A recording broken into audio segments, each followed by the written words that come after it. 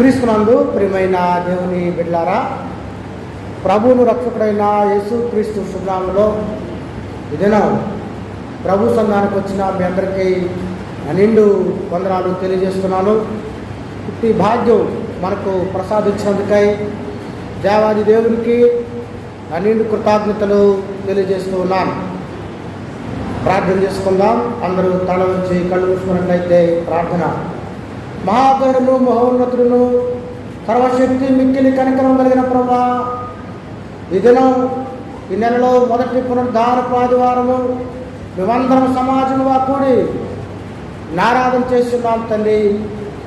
కొద్ది నిమిషాల పాటు ఈ పక్షాన నిలబడబోతుండగా నన్ను ఈ సిలువ చాటున మరుగుపరచండి. నమ్మకాంతలో ఉండి అందరితోనూ ఆత్మశక్తి చేత మాట్లాడి 100 రెట్లు వాక్యం ఫలించినట్టుగా కృపణమ్మని యేసు దివినాములని వేడుకుంటున్నాం తండ్రి. ఆమేన్. ఇదేమొక్క ఏర్పాటు చేయబడిన పరిశుద్ధ లేఖన భాగము యోహాను సువార్త 6వ అధ్యాయము మొదటి వచనము మరొకసారి చదవగా విందాము. అట్లు తరువాత యేసు తిబిరియా సముద్రము అనగా గలిలయ సముద్రము దాటి అద్దరికి వెళ్ళెను. రోగుల ఎడల ఆయన చేసిన సూచక్రియలను చూచి బహుజనులను ఆయనను వెంబడించిరి. యేసుక్రీస్తు ఈ లోకంలో ఉన్నప్పుడు ఆయనను అనేక మంది వెంబడించారు. యేసు ప్రభు ఆయన పాలస్తీనాలో పరిచర్య చేశాడు. యూదయలో, గలిలయలో, యోహాను సువార్తలోనే సమరయలో కూడా ఆయన పరిచర్య చేసినట్టుగా యోహాను నమోదు చేశాడు. ముఖ్యంగా ఆయన యూదయలో చేసినటువంటి పరిచర్యను యోహాను గ్రంథస్థము చేసినటువంటి వాడుగా ఉన్నాడు. చదివినటువంటి వాక్య భాగంలో యేసు ప్రభు ఆయన ఏమి విషయాన్ని ప్రజలకు తెలియచేయాలనుకున్నాడంటే, పరలోకము నుండి వచ్చినటువంటి జీవాహారము ఆయనే. పరలోకం నుండి వచ్చిన రొట్టె. ఎందుకంటే అక్కడున్న ప్రజానికం అందరూ ఇశ్రాయేలు సంతతికి చెందినవారు. వారందరికీ కూడా మోషే ఆనాడు అరణ్య యాత్రలో ఎంత ఇదిగా వారిని పోషించాడో గొప్ప నాయకుడు వారికి మోషే. యేసు ప్రభు అంతకంటే గొప్పవాడినా, ఈయన మోషే కంటే శ్రేష్ఠుడు, గొప్పవాడినా. మోషే 6 లక్షల కాల్బలాన్ని 40 ఏళ్ల పాటు అరణ్యంలో పోషించాడు. ఆ ఇశ్రాయేలు ప్రజానికానికి మోషే కంటే గొప్పవాడు నాయకుడు లేడు. కానీ ఆ జీవపు రొట్టె యేసుక్రీస్తు లోకానికి వచ్చి సస్య శరీరుడిగా ఆయన మానవుల మధ్య ఆయన ఉన్నటువంటి వాడిగా ఉన్నాడు. కనుక ఈ కార్యము అద్భుతం ప్రభు ఎప్పుడు చేశాడంటే కింద వచనాలలో ఉంటుంది. పస్కా పండగ సమీపించగా అనగా ప్రియులారా, ఆ యూదా ప్రాంతంలో పస్కా సందర్భాన్ని పురస్కరించుకుని ఆ దేశమందు ఉన్న యూదులందరూ కూడా ఆ పండగకు వచ్చారు.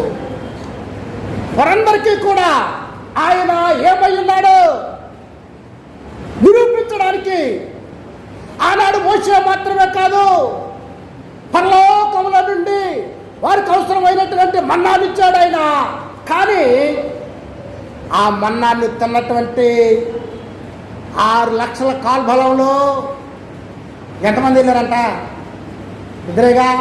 అంటే ఆ జీవాహారము, ఆ మన్నా తిన్నటువంటి వారు మేలు పొందారా? బెనిఫిట్ అన్న తక్కువే కదా. కానీ యేసు ప్రభు జీవపు రొట్టెగా ఈ లోకానికి వచ్చి ఆయన ఇచ్చేటువంటి ఈ జీవాహారం తిన్నవారు బైబిల్ చెప్తుంది జీవాహారము నేనే. ఆనాడు లక్షల మంది ఆకాశం నుండి మన్నా కురిపించి తిన్నారు. పరలోకపు మన్నా ఏమి అంతగా బెనిఫిట్ ఏమీ లేదు. కానీ మోషే కంటే శ్రేష్ఠుడు సత్య శరీరుడుగా మీ మధ్య సంచరిస్తూ ఉన్నాడు. ఈయనిచ్చేటువంటి జీవాహారము తినేటువంటి వారు బైబిల్ చెప్తుంది నిత్య జీవము కలవారు. మీ మధ్య ఉంచినటువంటి ఈ బ్రేకింగ్ బ్రెడ్, ఈ ఇవ్వబడేటువంటి ఈ రొట్టె ఎవరైతే తింటారో వారు నిత్య జీవము కలవారు. అంత్య దినమున నేను వారిని లేపుతా. ఆ రొట్టె తిన్న వాళ్ళందరూ ఆకులు రాలినట్టు అరణ్యంలోనే రాలిపోయారు.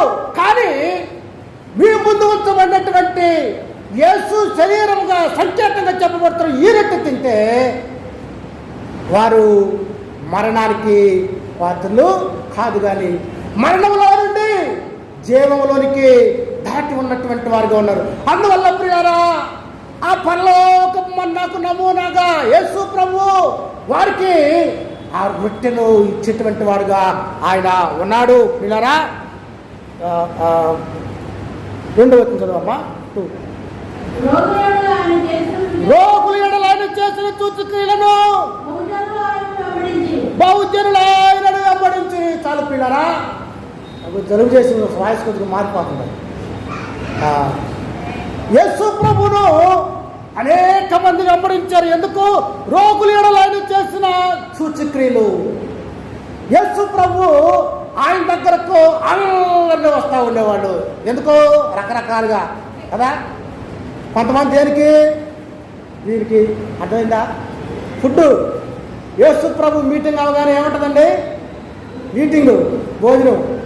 ఆనాడు ఈనాడు కూడా ఉంది. భోజనం కొరకు పేదవాళ్ళు వస్తారు. మన చర్చిలో కూడా అంతే కదా.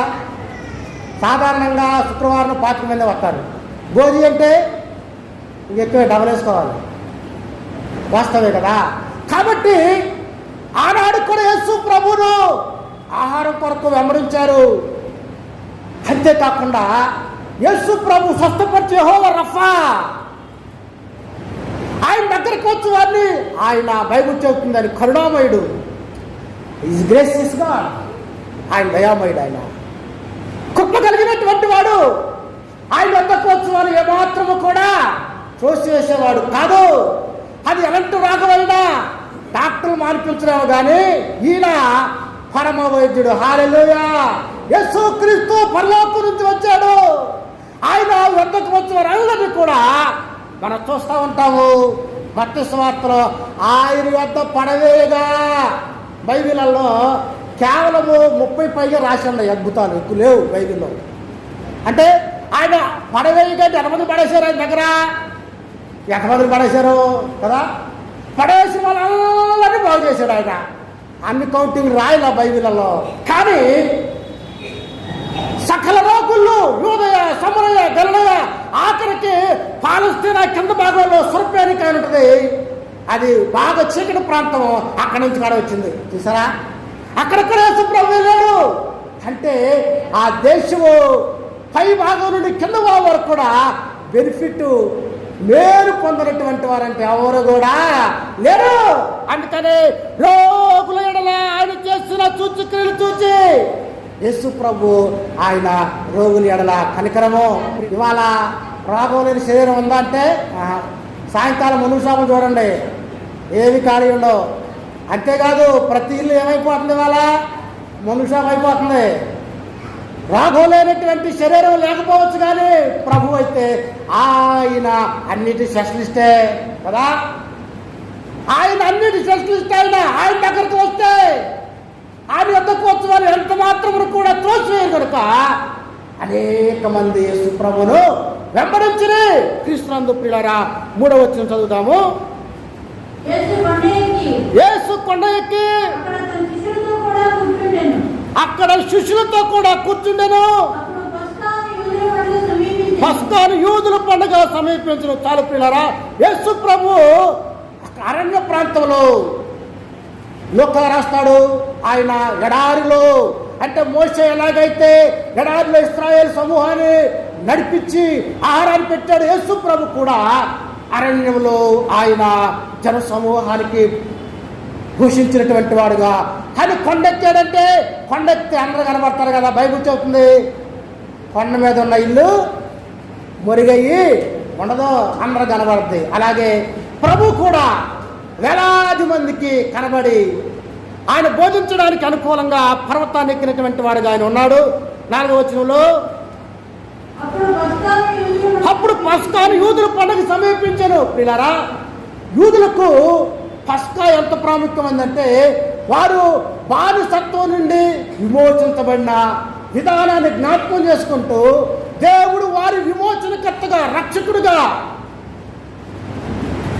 పస్కాను వారు ఆచరిస్తారు. అందువల్ల ఆ పస్కాలో వారు బలించి ఆహారాన్ని వారు తినేటువంటి వారుగా పాత నిబంధనలో మనం చూస్తాం.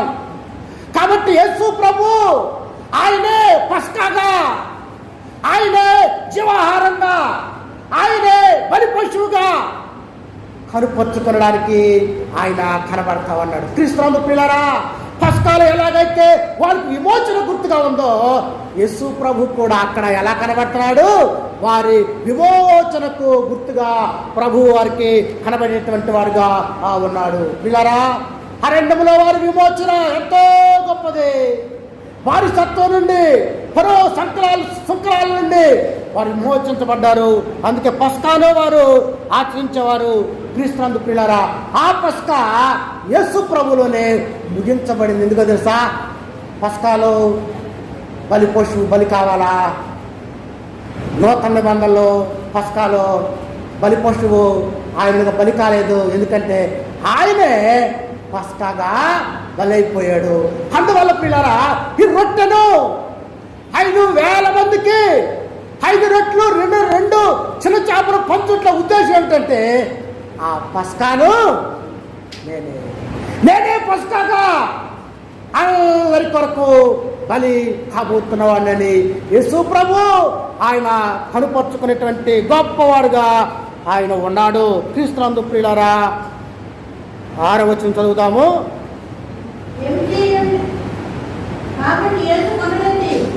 కాబట్టి యేసు కనులెత్తి బహుజనులు ఆయన యొద్దకు వచ్చుడు చూచి, మీరు భుజించిన ఎక్కడి నుండి రొట్టెలు తెప్పించమని పిలుపుని అడిగాను. కానీ ఏమి చేయవయుండినో తాను ఎరుగుయుండి అతను పరీక్షించుటకు అలా గడిగను. ప్రియులారా, ప్రభు యొక్క శిష్యులు ఉన్నారు అక్కడ. పిలుపుని అడుగుతున్నాడు. ఏమని? మీరు భుజించుటకు ఎక్కడి నుండి రొట్టెలు తెప్పించుటకు పిలుపును అడిగాను. తెప్పించమని పిలుపును అడిగాను. క్రీస్తునందు ప్రియులారా, పిలుపు ఆ యోధా ప్రాంతానికి చెందినవాడు. ఆయన అంటే లోకల్ పర్సన్. ఈ షాపులు ఇవన్నీ ఎవరికి తెలుసు? మీకు తెలుసు, ఇక్కడ ఉన్నవాళ్ళు. నాకు తెలుసా? బరంపూరు తెలవదు కదా. అలాగే బెత్సయోదాకు చెందినవాడు పిలుపు. పిలుపు అడుగుతున్నాడు, ఎక్కడి నుంచి తీసుకుని వద్దాం అంటే ప్రభువు ఏమి చేయనున్నాడో ఆయనకు తెలుసు. ఆయన అద్భుతాన్ని చేయనై ఉన్నాడు. యేసు ప్రభు ఎలాంటి కార్యమైనా ఎటువంటి వాడుగా ఆయన ఉన్నాడు. యేసు ఏమి చేయనున్నాడో తను ఎరిగి ఉండి అతన్ని పరీక్షించుటకు అడుగుతున్నాడు. ఎందుకు పరీక్షిస్తాడు? పిల్లలకు పరీక్షలో ఎందుకు పెడతారు? తరగతి నుంచి తరగతి మారాలంటే వాళ్ళకి ఏం కావాలి? పరీక్ష కావాలా? పరీక్ష పెడితే పిల్లలు చదువుకున్నాడా లేదని తెలుస్తుంది. యేసు ప్రభువును ఈ 12 మంది శిష్యులు 3 ఏళ్లుగా వెంబడిస్తున్నారు. యోహాను సువార్త అన్ని సువార్తల కంటే చివరి రాయబడింది. అంటే 96వ సంవత్సరం రాశారు దీన్ని, 96 యోహాను. కాబట్టి వాడిని పరీక్షించడానికి అడుగుతున్నాడు. ఎక్కడ తీసుకొద్దాం వాళ్ళ విశ్వాసాన్ని? అలా ఏమంటారు? మనల్ని ఏమవుద్దు ప్రభు అంటారేమని అడుగుతున్నాడు ఆయన. మనల్లా ఏమవుద్ది? పైగా బైబిల్లో రాసి ఉంది. అది ఏ ప్రాంతం? అది అరణ్య ప్రాంతం కదా. మార్క్స్ వార్తలు ఉంటుంది. కాబట్టి యేసు ప్రభు ఆయన ఈ నిర్మానుష్య ప్రదేశంలో ఎక్కడ తీసుకొద్దాము లేదు. అంతేకాకుండా ఈ యోహాను సువార్తను బట్టి చూస్తే ఆయన కొన్ని రోజులుగా బోధ చేసిన రాసలేదు. అంటే జనసమూహాన్ని వచ్చాడు, వారి ఎడల జారిపడి ఆహారాన్ని పెడదామని చూస్తున్నాడు. అంటే కొన్ని గంటల తరపున ఆయన ప్రసంగం చేసినట్టుగా అక్కడ లేదు, బైబిల్లో ఈ సువార్తలో లేదు. చీకటి పడిపోతుంది కాబట్టి భోజనం పెట్టిన మాట లేదు అక్కడ. కానీ వాళ్ళు వచ్చారు కనుక యేసు ప్రభు వాళ్ళు ఏం చేయాలా? భోజనం పెట్టాలా. భోజనం పెడితే కానీ వాళ్ళకు చక్కగా వింటారు దేవుని మాటలు. భారతదేశానికి మిషనరీలు వచ్చినప్పుడు కొన్ని ఏళ్ల క్రితం వాళ్ళు శోధన పడిదే సోపు సూపు సాల్యూషన్. అంటే సోప్ అంటే ఏంటి? స్నానం చేయాలా, అది సబ్బు ఇవ్వాలా. ఊర్లలోకి పోయి నువ్వు వాక్యం చెప్తే తిన్నట్టు తింటారా? ఆకలేస్తాం బాబు, ఏం చెప్తావు వేదాంతం అంటారండి. కనుక వాళ్ళకి ఏం చేయాలా? సోప్ ఇవ్వాలి. చక్క స్నానం చేసి బట్టలు వేసి రండి, ఉండ బట్టలకి ఇవ్వండి, చక్క బట్టలు వేసి స్నానం చేసి వస్తారు. సోప్ తర్వాత సూప్. సూప్ అంటే పెట్టాలా, ఉపమానం ఇడ్లీలు అయ్యేవాడు. బాప్టిస్టు స్కూల్లో చదువుకున్నాం. ఒక నా వయసు 48-40 ఏళ్ల క్రితం మిడ్ డే స్కూల్ భోజనం పెట్టేవాళ్ళు. బాప్టిస్ట్ స్కూల్లో చదువుకున్నాను నేను. పప్పుచారులు అన్న వేసేవాళ్ళు, ఇచ్చేవాళ్ళు, తినేవాళ్ళం, చదువుకునేవాళ్ళం. చూసారా? ఎందుకు చెప్తానంటే ఆకలేసేవాడికి ఎంత సువార్తం వింటాడా? వింటరుగా. సోపు సూపు సాల్వేషన్. సాల్వేషన్ అంటే రక్షణ. స్నానం చేసినాక అన్నం పెట్టినాక కూకోమంటే 2 గంటలని కూర్చుంటారు. చూసారా? కడుపు నిండా ఉందిగా. ఆకలేసేవాడికి వాక్యం తింటారా? వింటారు కదా. కాబట్టి ప్రియులారా, ఆనాడు మిషనరీలు వచ్చి సోపు సూపు సాల్వేషన్, వారికి ఆహారం పెట్టి, వారు శుభ్రంగా లేకపోతే బట్టలు ఇచ్చి, వారికి రోగాలు వస్తే హాస్పిటల్ పెట్టి, వాళ్ళని బళ్ళోకి గుళ్ళోకి రానిపోతే వారి కొరకు హాస్పిటల్ పెట్టి, స్కూల్స్ పెట్టి, వారికి సువార్త అందించి సంఘాలు కడితే మన చక్కగా ఫ్యాన్ల కింద కర్రబల్పుల కింద హాయిగా కూర్చుని ఈరోజు వాక్యం వింటున్నాం. వారి పరిచర్య అది ఆనాడు. ఎందుకు చేశారంటే యేసు ప్రభు కూడా వారు ఆకలితో ఉంటే వాక్యం వినరని వారికి ఏం పెడుతున్నాడు? వాళ్ళకే ఫుడ్, ఆహారం పెడుతున్నాడు. క్రీస్తునందు ప్రియులారా, 6వ వచనం చదవమ్మా. ఏమి చేయవైండినో తానే ఎరిగి ఉండి అతని పరీక్షించుటకు అలా అడిగాను. అందుకు పిలుపు వారిలో ప్రతివాడును కొంచెము కొంచెం పుచ్చుకుంటూ 200 దినారము రొట్టె చాలని ఆయనతో చెప్పిన. పిల్లరా, ఈ పిలుపు బాగా ఎడ్యుకేటర్ అనమాట. ఆయన బాగా చదువుకున్నాడు, మ్యాథమెటిక్ పవర్ బాగా ఉందని చూస్తే 5,000 మంది పురుషులు ఉన్నారు అక్కడ. చాలా మందికి ఎన్ని కావాలా? రొట్లు 200 దినార రొట్లు చాలని ఆయనతో చెప్పిన. టక్కున కౌంట్ వేసేసాడు. క్యాలిక్యులేషన్ మంచి క్యాలిక్యులేటర్ బ్రెయిన్గా అవసరం. ప్రభు దగ్గర నీ క్యాలిక్యులేషన్ పనిచేయవు, నీ మెజర్మెంట్స్ పనిచేయవు, నీ కొలతలు పనిచేయవు. ఆయన కొలత వేరు, నీ కొలత వేరు. మన కొలత మానవ కొలత, ఆయన కొలత దివ్యమైన ఆయన దైవ కొలత అయింది. క్రీస్తునందు ప్రియులారా, కింద రాయబడింది ఒక దినారం ఎంతకు సమానము? ₹1/2. 200 అంటే ఎంత కావాలా? ₹100 కావాలా. అంతేగా అర్థం. మరి అక్కడ కావాలి. కానీ అరణ్య ప్రాంతాలు ఎక్కడ తీసుకొచ్చి పెడతారు? కష్టం. కానీ ప్రియులారా, ప్రభువు లెక్క వేరు. 1,000 మందికి అన్నం పెట్టాలంటే కనీసం నాకు తెలిసి 5,000 మనిషికి హోటల్కి వెళ్తే ₹100 భోజనం అక్కడ ఉందా? లేదుగా. ఎంత కావాలా? 5,000 అన్నా మామూలుగా భోజనం కావాలా? సాదాగా ₹100 అన్నం రాదే వాళ్ళ. కానీ 5,000 మంది పురుషులు. కానీ మొత్తం ఎంతమంది అంటారు తెలుసా? స్త్రీలు పిల్లలు లెక్కలేదు. మొత్తం నాకు తెలిసి ఒక 20,000 మంది ఉంటారు. ఇప్పుడు ఎంత డబ్బు కావాలి? సుమారుగా 20,000 డబ్బు కావాలా? వాళ్ళకి 20,000 ఉంటాయా? ఒక డబ్బులుండా తేగలరా? అసాధ్యము. కానీ ప్రియులారా, ప్రభు కల్లి కూడా సాధ్యమే. ఆయన సమస్తాన్ని చేసేటువంటి వాడుగా ఉన్నాడు. ఒకవేళ నువ్వు లెక్కేసుకున్నావేమో, వీళ్ళందరికీ పెట్టాలంటే 200 దినారాలు కావాలా, మన లెక్కలో 20,000 కావాలా నువ్వు అనుకున్నావేమో. కానీ పిల్లరా, ఆయన సర్వశక్తి. నీ లెక్కలు వేరు, ఆయన లెక్కలు వేరు.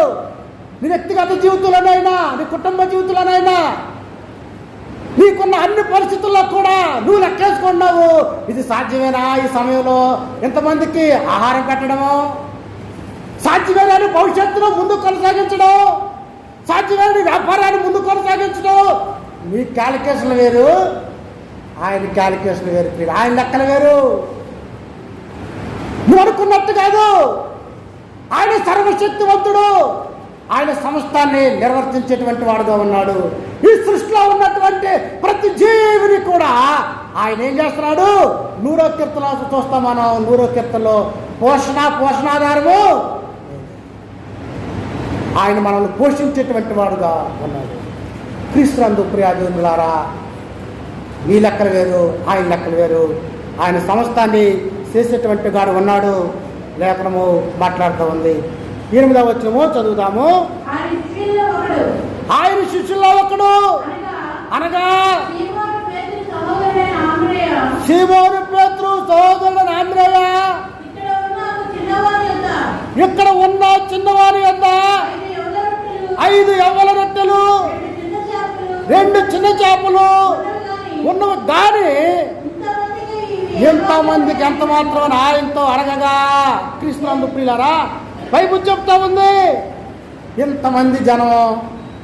కానీ పేతురు ఆయన తక్కమని స్పందిస్తాడు. ఆయన ఈయన లెక్కలు ఎత్తున్నాడు. ఎవరు లెక్కలు వేసేది? పిలిపేమో కౌంటింగ్ చేస్తున్నాడు. పేతురేమో ఎక్కడికి వద్దామా ఎంతమందిగా? ఈయన దుర్గు పేతురు అంటారు కదా, సమాధానం టక్కని చెప్తాడు. ఈయన ఇది ఎలా సాధ్యము? ఇవి ఏమాత్రము చాలవరుగా ప్రియులారా. అక్కడ చిన్న చేపలు చిన్నవారి యొద్ద ఉన్నాయి. అక్కడ ఎంతమంది ఉన్నారు? మనుషులు, పురుషులు 5,000. 5,000 మంది ఉంటే ఉండవా దగ్గర? ఉండవా? ఇంకా ఉంటాయి. ఎందుకు? యేసు ప్రభు దగ్గరకు వెళ్తున్నారంటే ఆలస్యం కావచ్చు. అందులో చాలా దూరం మట్టుకు వాక్యం వినడానికి వెళ్ళేవాళ్ళు ఆ రోజుల్లో చాలామంది దగ్గర ఉంటాయి. కానీ వాళ్ళందరూ ఇచ్చారా? చెప్పారా? ఇది బ్యాగ్ తెచ్చేది విషయం పెడదు. దొరకవా మీ దగ్గర?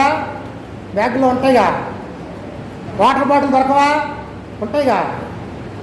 అలాగే ఎందరో దగ్గర ఉండి ఉంటాయి.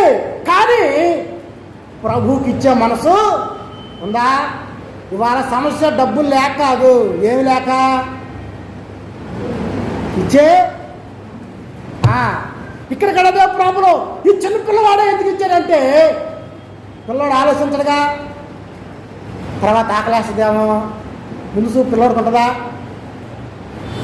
అందుకని పిల్లల వాళ్ళంటి వారైతే కానీ పరలోక రాజ్యంలో ప్రవేశింపరు. చిన్న పిల్లలంటే స్వభావము. ఈ చిన్న పిల్లవాడి స్వభావం ఏంటంటే ముందుకు ఆలోచించడం టక్క పండించాడు. మీ దగ్గర పిల్లలు ఉంటారు, నా దగ్గర ఉన్నాయే అన్నాడు. చేస్తారండి. ఎందుకు అడుగుతున్నాడు? ప్రభు చేయలేడా? ప్రభు ఆయన ఎందుకు అడుగుతున్నాడు? ఆయన సమస్తాన్ని నిర్వర్తించగలడు ఆయన. కానీ ఇవాన్ నీ భాగం కావాలి, నీ భాగస్వామ్యం కావాలి. ప్రభు ఈ భూలోకంలో ఏ కార్యం చేయాలన్నా నీవు లేకుండా ఆయన ఏ కార్యము చేయడు. ఈ అద్భుతమైన ఆశ్చర్యమైన కార్యం చేయాలంటే యు వాంట్ యువర్ పార్టిసిపేషన్. నీ భాగస్వామ్యం కావాలి. నీవు ఆయన దృష్టిలో ప్రాముఖ్యమైనటువంటి వ్యక్తివి. ప్రపంచంలో చాలా మంది జనం ఉన్నారు, కానీ ఒక్కొక్కరికి దేవుడు ఒక ఉనికి రానిచ్చాడు. బైబిల్ చదువుతున్నప్పుడు గ్రంథం 2వ అధ్యాయంలో 70 వచనాలు ఉన్నాయి. అన్ని పేర్లే, ఏమీ లేవు, అందులో మ్యాటర్ లేదు. ఫినిహాసు, ఎలియాజు, జెరుబ్బాబెలు, ఈ పేర్లే ఉన్నాయి అన్నీ. ఏంటి ఎంతంటే వారు గోత్రకర్తలు, మనుషులు ప్రభు దృష్టిలో ప్రాముఖ్యమైన వారు. 70 వచనాలు వాళ్ళ పేర్లే ఉంటాయి. క్రీస్తునందు ప్రియులారా, ప్రభు దృష్టిలో నువ్వు అనుకుంటావు నేను ఎక్కడో పల్లెటూరులో ఉన్నాను కదా, నేను ఎక్కడో మూల ఉన్నాను కదా అని. కానీ ఆయన అద్భుతాలు చేయాలంటే నువ్వు లేకుండా ఏది చేయడు. క్రీస్తునందు ప్రియులారా, ఎస్తేరు ఆమె పాలస్తీనాకు చెందింది. కానీ దేవుడు ప్రపంచంలో ఉన్న యూదులు అందరూ కూడా ఇవాళ ఉన్నారంటే దానికి కారణం ఎవరు? ఎస్తేరు వల్లే. ఆమె ఎవరు? అనాథ, ఆమెకు ఎవరూ లేరు. కానీ ఆమె అంతరంగ సౌందర్యాన్ని దేవుడు చూసి దేవుడు ఆమెను ఏం చేశాడు? రాణిగా చేశాడు. పిల్లరా, నువ్వు అనుకుంటావు ఎందుకు లేని దానివన్నీ. బైబిల్ అంటుంది వాడిలో ఒంటరి అయినా వాడే 10 వందలగును. మనలో ఉన్నవాడు లోకంలో ఉన్నవాడు అందరికంటే గొప్పవాడు. పిల్లరా, 5,000 మంది ఉన్నారు, ఒకే ఒక పిల్లవాడు స్పందించాడు. అనగా ఆయన భాగస్వామాన్ని కోరి ఆ పిల్లవాడిని అంటున్నాడు. అదవచ్చు, నువ్వు చదవమ్మా. యేసు జనులను కూర్చుండబెట్టుడని చెప్పాను. ఆ చోట చాలా పచ్చిక ఉండను కనుక లెక్కలో మించు 5,000 మంది కూర్చుండరే. చాలిపోయినారా? ప్రభు అంటున్నాడు, ఏమన్నా మీ దగ్గర? చిన్నోడి దగ్గర ఉన్నాయా పిల్లోడు ఆహారం, అది no problem, just little bit చాలు. కానీ మీరు ఎలా ఉండాలా? క్రమంగా కూర్చోండి. Order in our life. ఆరాధన ప్రారంభిస్తుంటే చాలా తక్కువ మంది వచ్చారు. అంటే మనలో ఏం కావాలి? క్రమం కావాలా? రైలుకి వెళ్తుంటే కూసేపు లేటుకి వెళ్ళేవనుకో ఆగుద్దా? బస్సు ఆగుద్దా? నువ్వు ఎక్కడ ఆపండి, ఆపుతారా బస్సు, రైలు? ప్రభు సన్నిధి బాధ్యత కలిగిన ముందు రావాలి కదా. కనుక ప్రియులారా, ప్రభువు క్రమం లేకుండా ఏ అద్భుతాన్ని అయినా చేయడు. నీ జీవితంలో ప్రభు కార్యం చేయాలంటే నీలో ఏముండాలి? క్రమం ఉండాలి. ప్రభు అంటాడు, అక్రమం చేయవాలారా మీరెవరు నాకు తెలీదు. మీరు దేవుడి సన్నిధికి వచ్చారు, ప్రార్థన చేశారు, పాటలు పాడారు, వాక్యం చదివారు, బాగానే ఇచ్చారు. కానీ మీ జీవితంలో ఏమి లేదు, క్రమం లేదు. ప్రభు క్రమాన్ని పిల్లరా, బైబిల్లో చూడండి, ఏ అద్భుతం చేసిన ప్రభు క్రమం కావాలా? ఏలి కుమారులు ఏలి గొప్ప పరిచయం చేశాడు, కానీ తన బిడ్డల క్రమం చెప్పలా. వాళ్ళు ఏమైపోయారమ్మా? యుద్ధం వస్తే చనిపోతారు వాళ్ళు. ఎందుకు? క్రమం లేదు. ఉడుకుతున్న దానములు అర్పించినటువంటి ఆహారము పచ్చి మాంసాన్ని తినేసేవాళ్ళు, ఉడకడానికి రాగలే. క్రమం నేర్పలా. ఏలి వాళ్ళ బిడ్డలు చనిపోతారు. మీరారా, ఉజ్జియా కుమారులు కూడా, ఉజ్జియా యాజకుడే కానీ ఆ మాంసము ఎద్దులు కాలుదారి పడిపోతుంటే యాజకులు మాత్రమే పట్టుకోవాలి. అభిషక్తులు నాకేంటి అనుకున్న వాళ్ళు పట్టుకున్నారు, ఏమైపోతారు? చనిపోతారు. ఉజ్జియా పరిచయం చేశాడు కానీ తన పిల్లలకు క్రమాన్ని నేర్పలా. పిల్లరా, క్రమం కావాలా ప్రభు కార్యం చేయాలంటే? సౌలు కూడా అంతే. యుద్ధం వచ్చినప్పుడు దహన బలి ఎవరు చేయాలా? బలి ఎవరు చేయాలి? సమూయేలు చేయాలా. కానీ సౌలు చేస్తున్నాడు. సౌలు ఎవరు? పొలిటికల్ అడ్మినిస్ట్రేటర్, అయినా రాజకీయవేత్త, ప్రజలు నడిపించలేకున్నాడు. కానీ ఆత్మ సంబంధమైన కార్యాలు ఆయన చేపట్టకూడదు, చేశాడు. ఏమైపోయాడు? ఆయన 40 ఏళ్ల తర్వాత ఆయన రాజరికాన్ని నుండి తొలగించబడ్డాడు. పిల్లరా, జీవితంలో నువ్వు ఎందుకు కొరకున్నావో క్రమం నేర్చుకో. క్రమం లేకపోతే అక్రమం చేయవాలారా మీరు ఎవరో నాకు తెలీదు. 1000 మందిని ప్రభు సంరక్షించగలడు. కానీ గొప్ప కార్యం జరగాలంటే ఆయన క్రమంగా కూర్చోబెట్టాడని మనము చూస్తా ఉన్నాము. తర్వాత వచ్చిన చదవమ్మా. 11వ వచనం చదువుతుంది.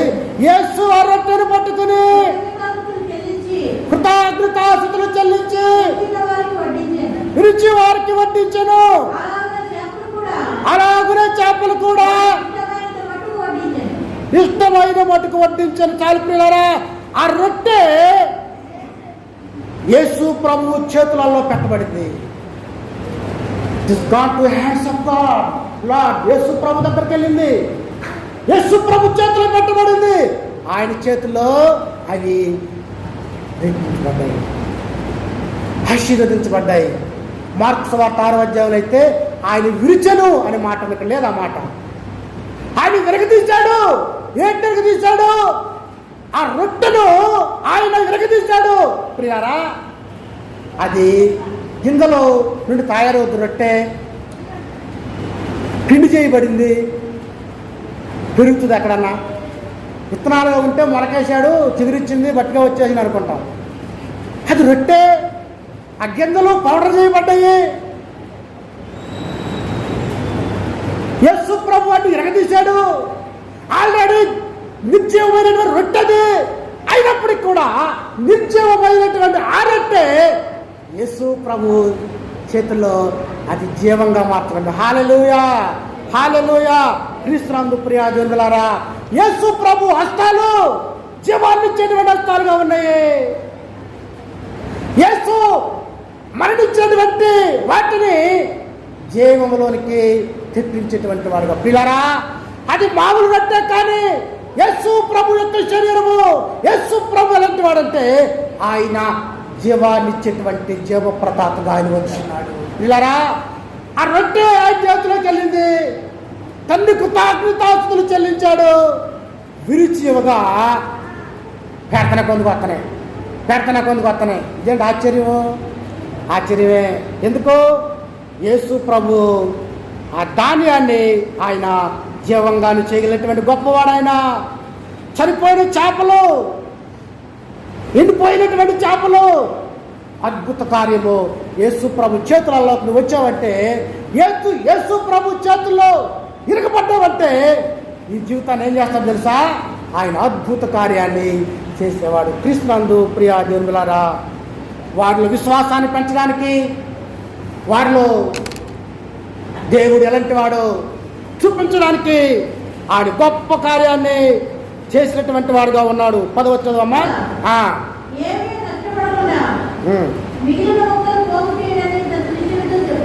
తన శిష్యులతో పోగు చేయండి అని చెప్పాను. కాబట్టి వారు భుజించిన తర్వాత వారి యొక్క మిగిలిన ఎవరి రొట్టెలు మొత్తము పోగు చేసి, చూసారా ఎంత అద్భుతం. అసలు లేదు మరో అంటుంటే యేసు ప్రభు శిష్యులు ఎంతమంది అమ్మా? ప్రభు శిష్యులు ఎంతమంది? 12. ఎన్ని గంపలు మిగిలినవి? ఎంత సమృద్ధి. ఆయన ప్రభుని వెంబడిస్తే, యేసు ప్రభుతో పాటు ఉంటే ఎంత సమృద్ధి నీ జీవితానికి, ఎంత ఆశీర్వాదం నీ జీవితానికి. ఇలాంటి జీవపు రొట్టె అయినటువంటి యేసు ప్రభుని వదిలిపెట్టి లోకంలో వెంబడించేవారుగా ఉంటున్నారా? ఆయన సమృద్ధిని ఒక్కొక్క గంప 12 గంపలు మిగిలేటువంటి, అనగా యేసు ప్రభుకి అన్ని లెక్కే కదా. మనం లెక్క చేయమేమో, అన్నమేగా పాడేస్తామేమో, ముక్కలేగా పడేస్తామేమో, కానీ ప్రభు మాత్రం ఈ కౌంటాల్ అన్ని లెక్కే, మొక్కలు కూడా లెక్కే. ఆయన బైబిల్ చెబుతుంది నీ తల వెంట్రుకలు చెప్పండి. మన స్నానం చేస్తే ఎన్నో ఊడిపోతాయి బాత్రూంలు కదా. ప్రభు అన్నాడు, నాకు తెలుసా ఎన్ని ఊడిపోయాయో, నీ గురించి నీకు తెలియదు కానీ ఆయనకి మాత్రం మొక్కలు ఎక్కండి, మొక్కలు ఎత్తండి. 12 మంది ఆనందంగా వారు తీసుకున్నారు. క్రీస్తునందు ప్రియులారా, 13 చదవమ్మా.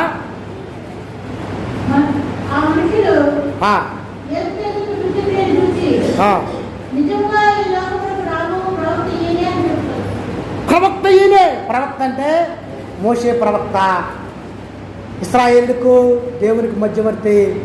ఆయన ఏ కొదువు చేయలేదు, కానీ మన మధ్యన ఉన్నాడు. ఈ ప్రభు మనతో ఉన్నాడు. ఆయన మనకి ఏ కొదువు కూడా చేసేటువంటి వాడు. ప్రవక్త అంటే మనుషులకు దేవునికి మధ్య వర్తి. యేసుక్రీస్తు